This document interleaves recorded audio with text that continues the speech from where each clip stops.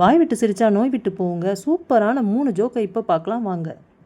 சுந்தரி காயத்ரி கிட்ட சொன்னாங்களாம், என் கணவர் தூக்கத்தில் என்னை என்னென்னவோ சொல்லி கொஞ்சிறாரு அப்படின்னு சொன்னாங்களாம். அதுக்கு காயத்ரி, பரவாயில்லையே, தூக்கத்தில் கூட ஒன்னையே நினச்சிட்டு இருக்காரு அப்படின்னு சொன்னாங்களாம். அதுக்கு சுந்தரி, ஆனால் என் பேரை மட்டும் தப்பு தப்பாக சொல்கிறாரு அப்படின்னு சொல்கிறாங்களாம். ஒரு மனைவி கணவன்கிட்ட, நாம் இப்பொழுது திருமணம் செய்து கொண்டோம், நீங்கள் உங்கள் லேடி செக்ரட்டரியை வேலையை விட்டு உடனே நீக்க வேண்டும், இது என் கோரிக்கை அப்படின்னு சொல்கிறாங்களாம். அதுக்கு கணவன், நீயும் ஒரு கம்பெனியில் செக்ரட்டரியாக இருந்தவள் தானே அப்படின்னு சொல்கிறாராம். அதுக்கு மனைவி, அதனால் தான் சொல்கிறேன் அப்படின்னு சொல்கிறாங்களாம்.